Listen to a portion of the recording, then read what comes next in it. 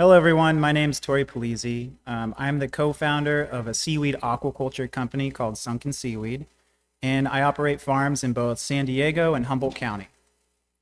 I'm excited to present to you all today on this important topic of aquaculture and restoration and what folks have been working on in California over the years. This morning, I'm going to briefly cover exactly what I'm talking about when I say seaweed farming and some of the things seaweed is used for.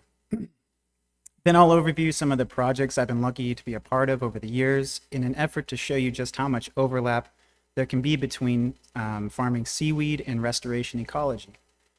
After that, I'm going to be rolling into my second talk that goes more in depth on finfish and seaweed co-culture in a project I was able to participate in a few years ago.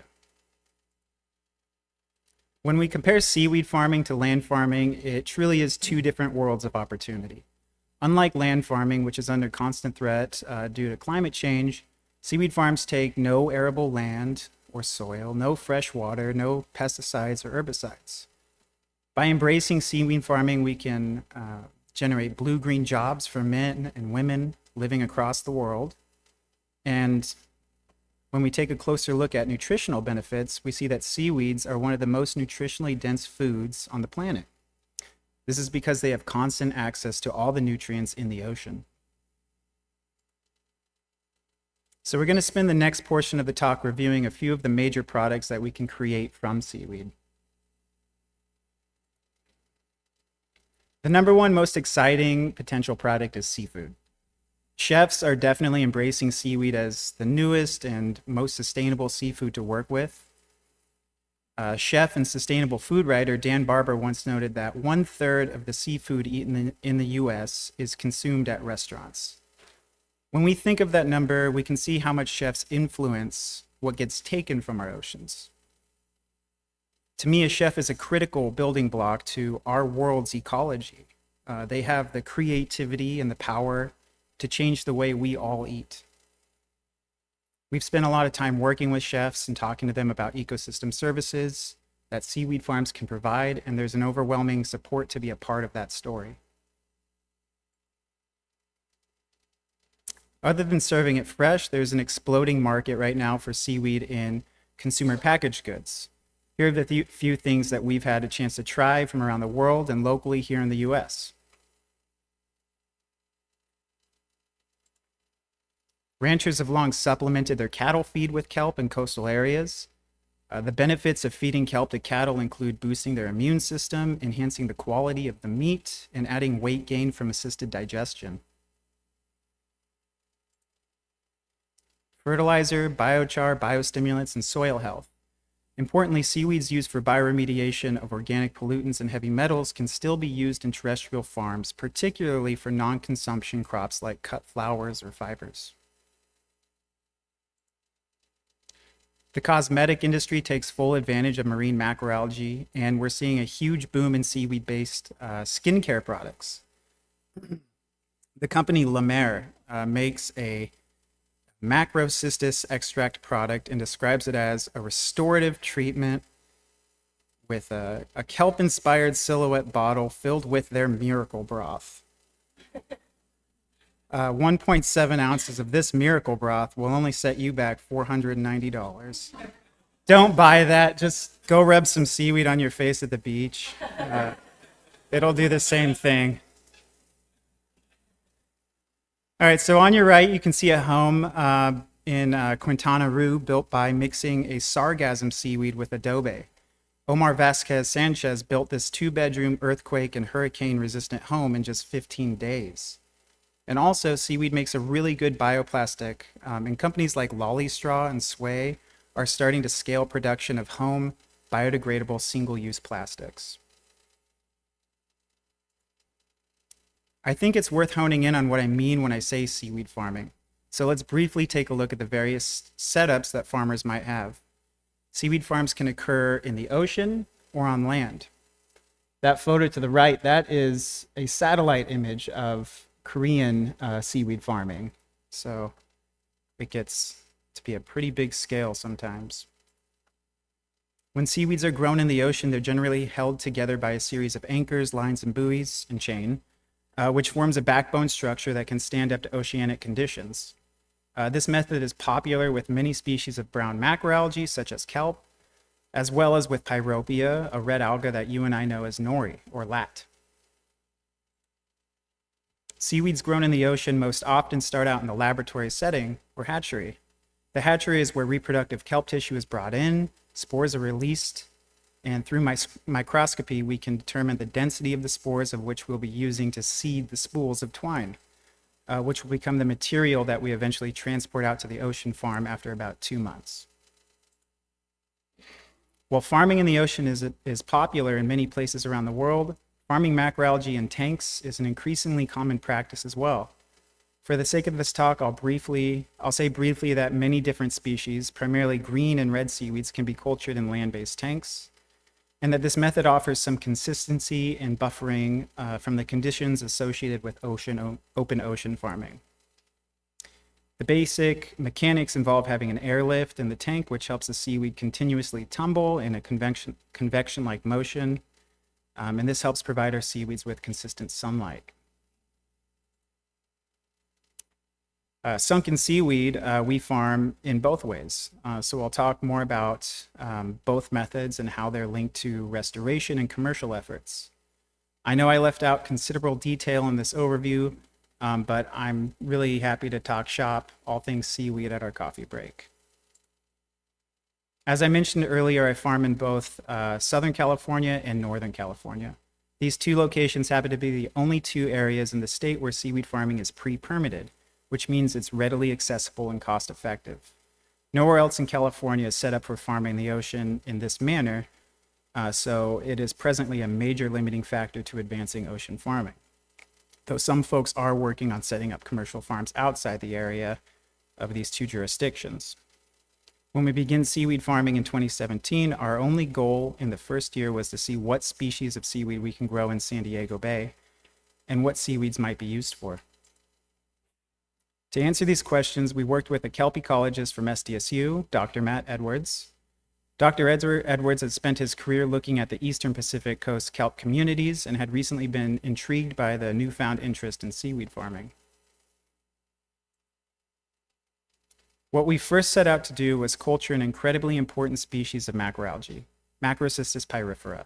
We cultured this foundational kelp in SDSU's marine lab and then outplanted it on our quarter-acre research farm, and in turn also attempted to grow half a dozen other native species in the San Diego Bay. We learned a lot in the first year. We failed often, but in a forward-leaning fashion, meaning we were able to quickly learn and adapt practices to settle on some methods that were appropriate for this highly dynamic and urban-influenced ocean space. What we found is that growing seaweed in San Diego Bay was incredibly challenging due to the high variability in temperature, nutrient availability, and salinity. We also noticed that one alga in particular was thriving despite the relatively inhospitable conditions of the bay. This launched us into an investigation into how Ulva lactuca could serve as a valuable target organism for growth in urban embayments, especially ones that are periodically exposed to heavy rain events and shuttle pollutants and excess nutrients into the waterways during those events. We found that Ulva was able to sequester high concentrations of nitrogen and phosphorus, even when exposed to very low salinities, such as 15 ppt.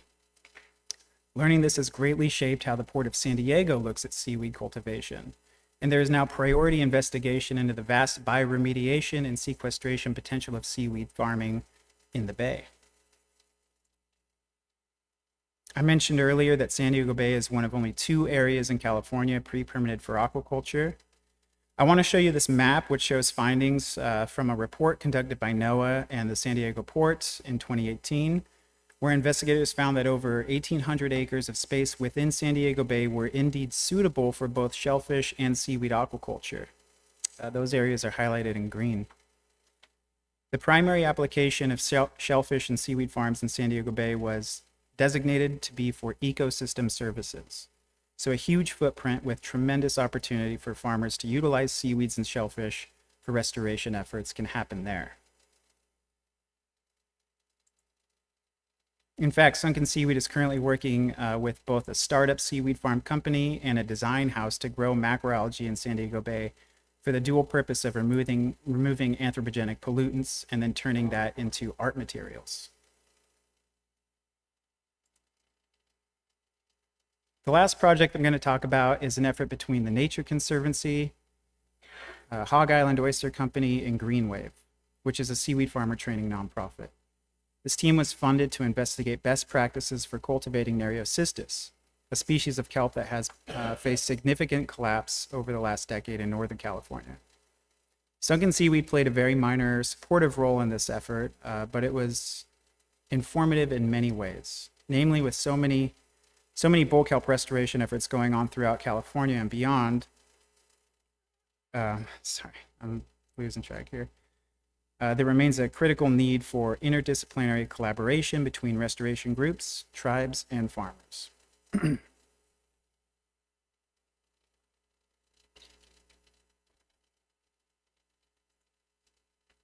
Bull kelp is a target species for restoration, but also it's kind of delicious. So there's an absolute overlap in motivation to grow it.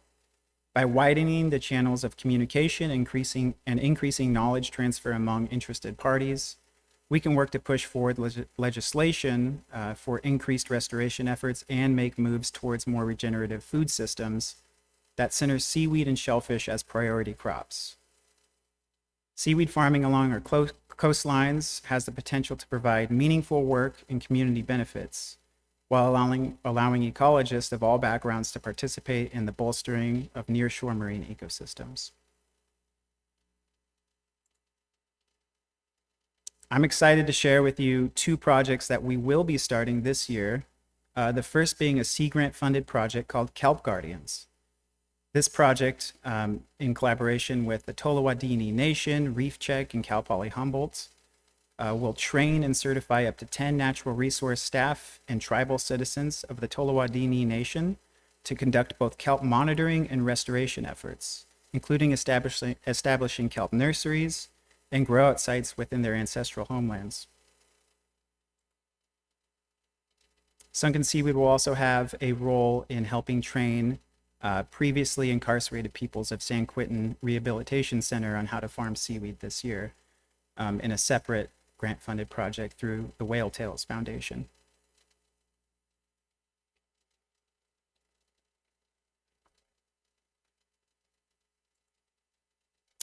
Sunken Seaweed's role in contributing to a regenerative food system is by bringing seaweed to this community.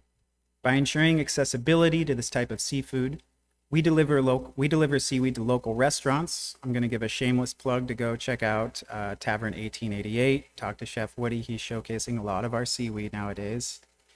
We're at the Arcata Farmers Market every Saturday to chat with our neighbors about all things kelp, Humboldt Bay, and seafood. We're also planning to get our seaweed into county K-12 school lunches and into tribal boxes for any of the regional tribes who are interested.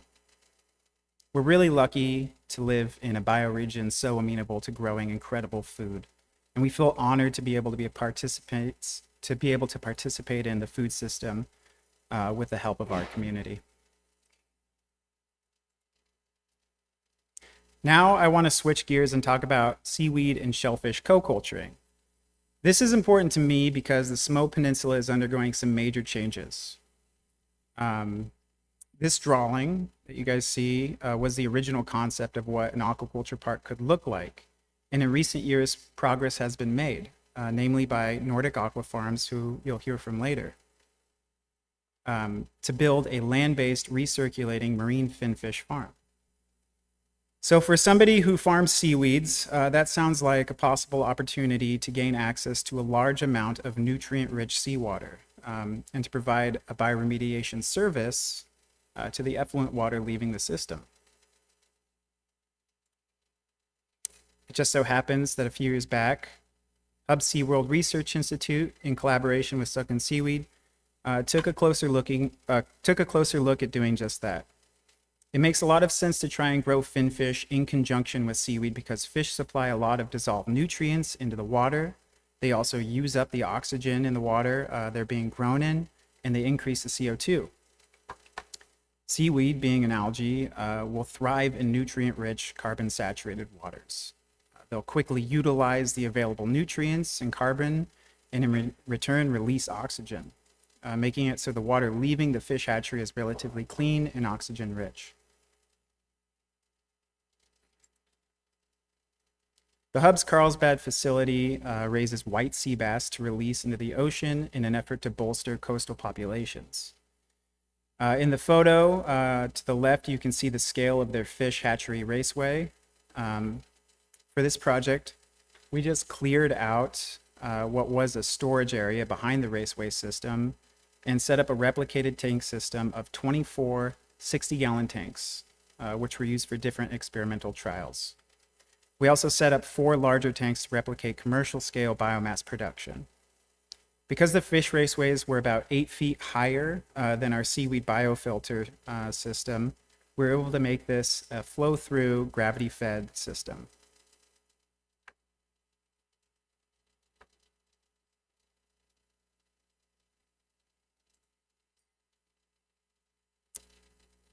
Our first trial was a shading trial, and for the shading trial, Ovalactuca was stocked at 0.56 kilograms per meter squared with either 0, 30, or 60% shade, and seawater was supplied at 63 tank exchange rates per day.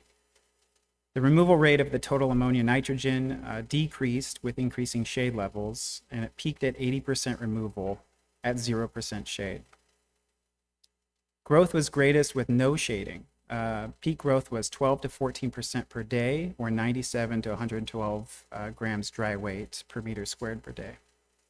The ova growth rate increased each week across all shade trials, except for the 60% shade.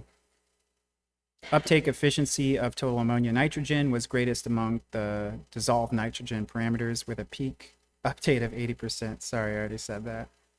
I'll move on here. For the stocking density and water exchange rate trial, the stocking density of Ovalactuca was at 500 grams or 1,000 grams, and the seawater exchange rates were 4, 12, or 63 tank exchange rates per day. Tan removal rates were 100% across all treatment combinations, so we didn't actually make any graphs for that. Growth rate of Ovalactuca was highest at 20% at 500 grams under the exchange rate of 63 tank turnovers a day. CO2 uptake efficiencies were generally high, 90 to 100% in cases, and increased with decreasing flow.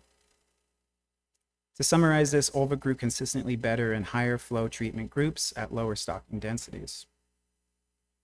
It's no surprise that seaweeds can rapidly sequester nutrients from their aqueous environments, but this project demonstrated that seaweeds can provide a tremendous service to fish hatcheries and farms, as the biomass in our tanks was able to sequester high amounts of total ammonia nitrogen, buffer the pH, and oxygenate the water. This all happened at really fast flow rates, and it all happened before any of that water left the outfall pipe. Not to mention the tremendous growth we saw of healthy, clean seaweeds. During this project, we also wanted to know if you could eat seaweeds being grown in fish effluent. It's kind of gross to think of eating seaweeds in fish poop, but it turns out that it was a clean,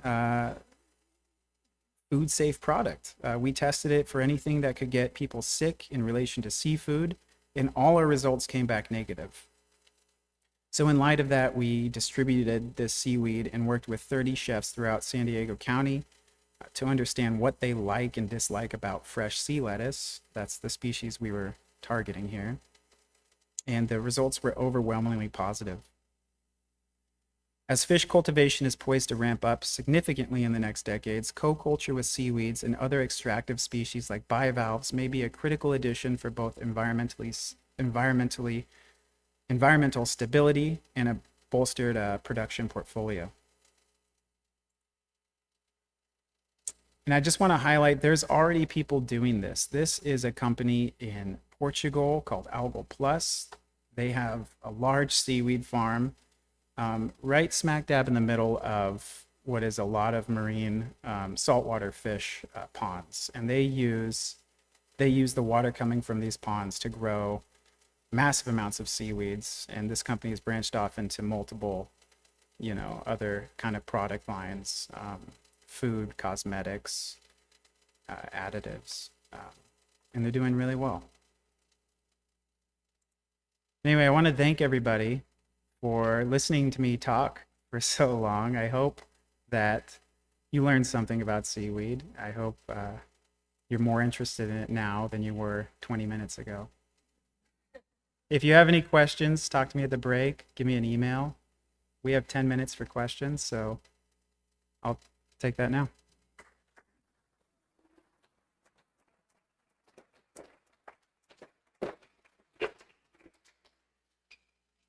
Yes. Oh, sorry. Thank you for your presentation. I love the idea of coupling seaweed farms with aquaculture. My question for you is, are the species that are being grown native species? And if not, how do you ensure that the spores of the species grown are not going into the environment? Yeah, so all the species that we're permitted to grow are native species. You just can't get a permit if they're not. So that's how you know.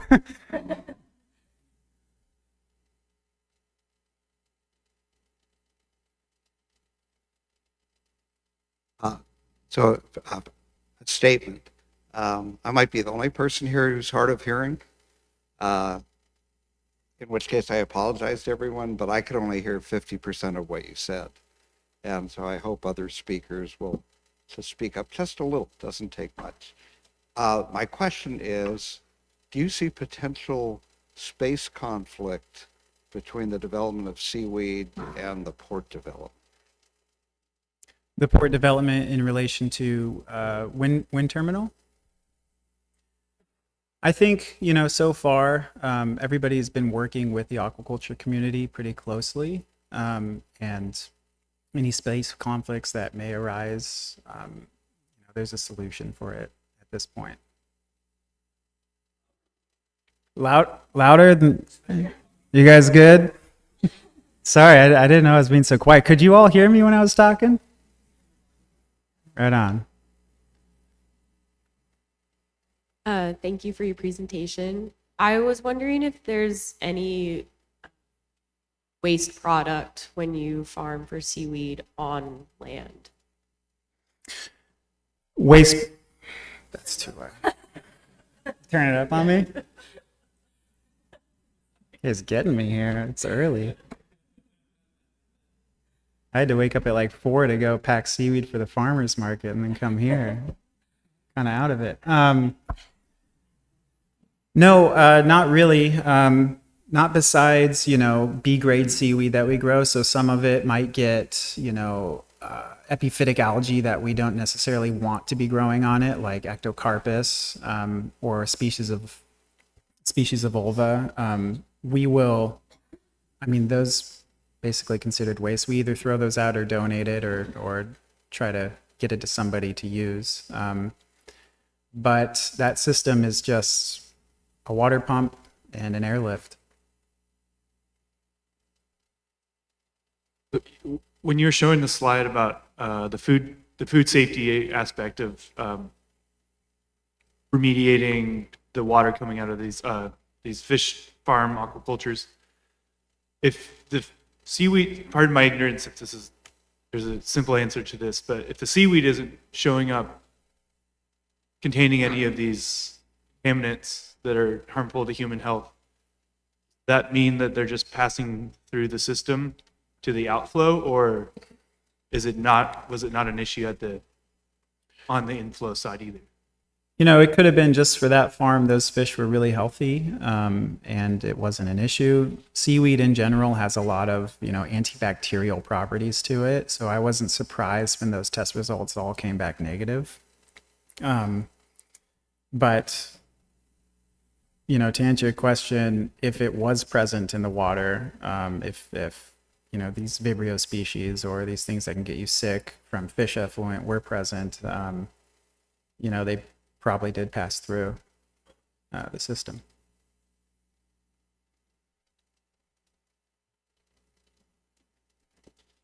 but I'm not 1,000% sure on that question. It's a toughie.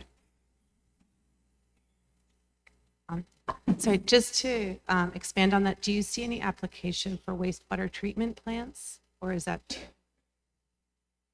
Yeah, certainly. Not for sunken seaweed, but there's been a lot of studies using seaweed in wastewater treatment plants all around the world. It's already been looked at, and it's an effective way to, treat a lot of pollutants from wastewater. You don't necessarily need live seaweed to do that. You can use dried seaweed, and that works pretty well too.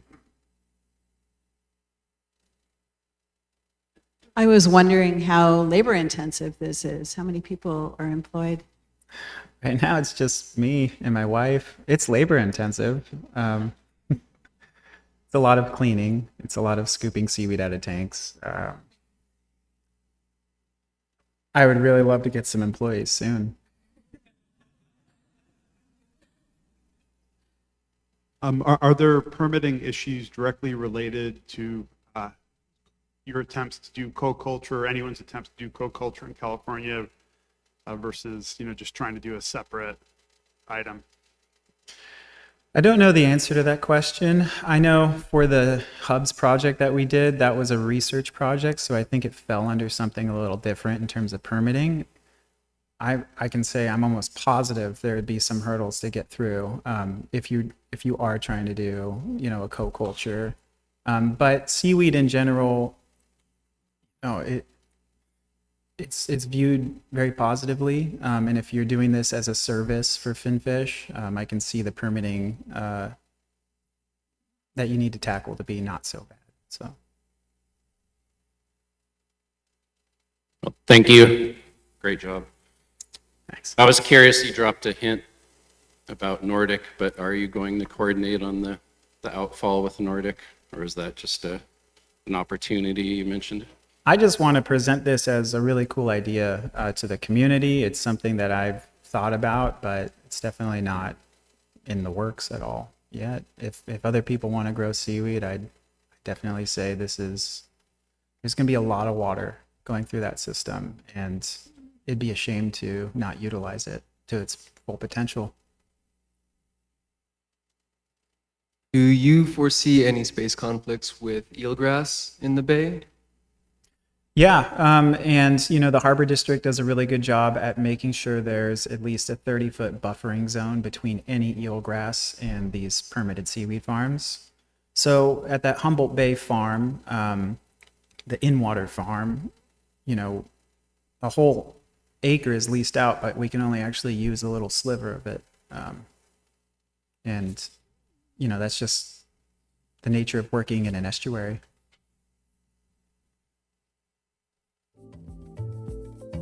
Thank you, everybody.